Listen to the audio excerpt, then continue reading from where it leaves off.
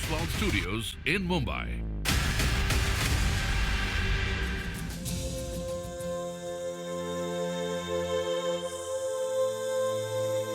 There have been many moments which make one feel a sense of great satisfaction. There have been a few times when it's almost despair. I would like to be remembered as a person who was able to make a change, even if it were not financially the most successful. I'd like to be remembered as the person who made a difference. Not anything more, not anything less.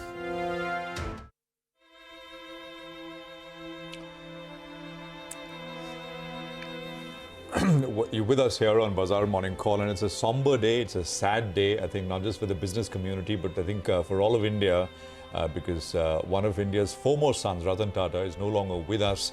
And I think, you just have to see the tributes which are pouring in to see the kind of sort of man he was, how he was remembered, and of course, how he will be remembered.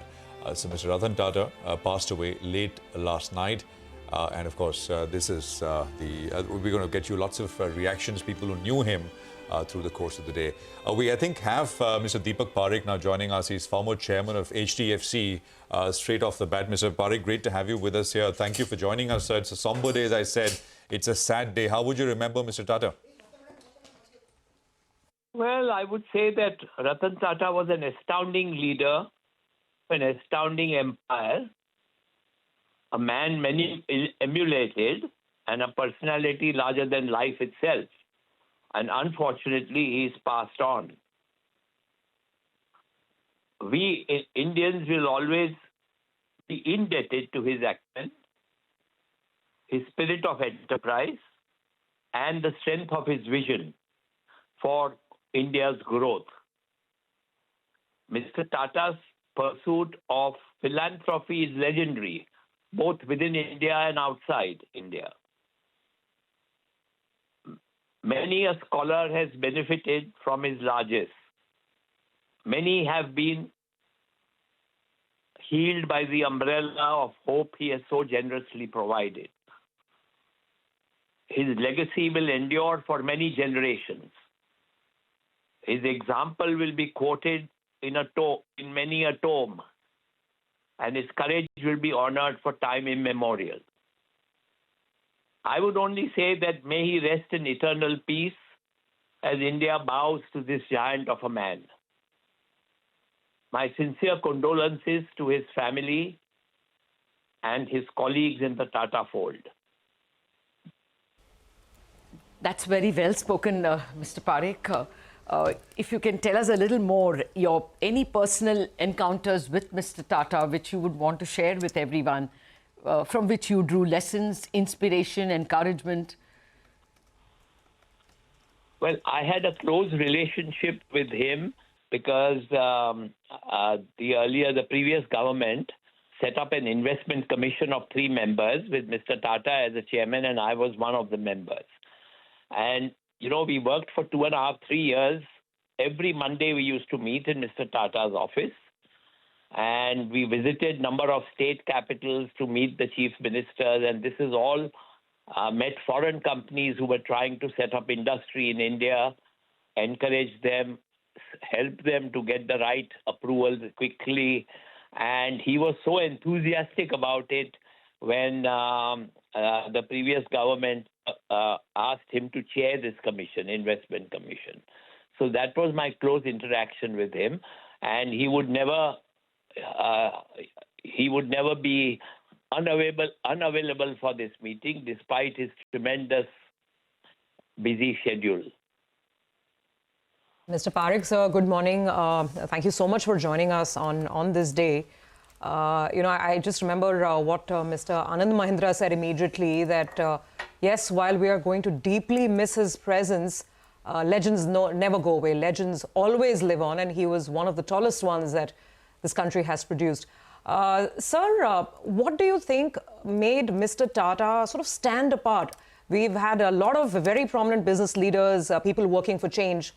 What made Mr. Ratan Tata stand, tall and far apart from the rest?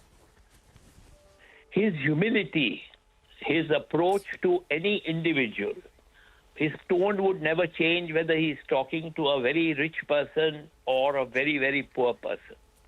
His humbleness, his concern for poverty India has, and and his cool temperament.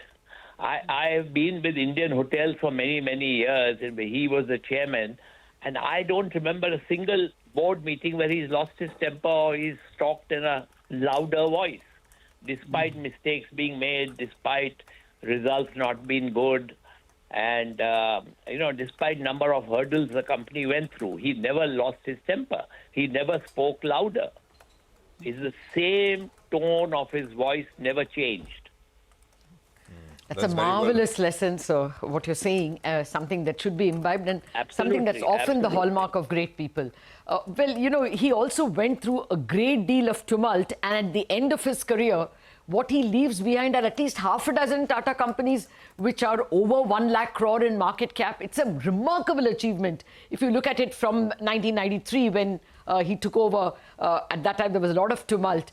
Can you remember any of the important things or lessons, something that corporate India can take home? The kind of combinations from Tata Consumer. He sold off Tata Soaps to Hindustan Unilever, and then, of course, Gopalakrishnan came from HUL to the Tata Sons board. Anything that corporate that you want to speak about him? He never missed an opportunity. They have had many, many consultants of all types, but his mind was very clear which businesses we should stay. We should not be on the periphery of any business. Unless we are number 1, 2, or 3, we should not remain in the business. And he endured this thought of his, and he pursued this vision amongst his senior colleagues also. And that was one of the reasons why the smaller businesses were sold or they were amalgamated into larger units. And there have been times when the steel industry was in dire strait. Yes. Particularly his investment in London, in Chorus Steel.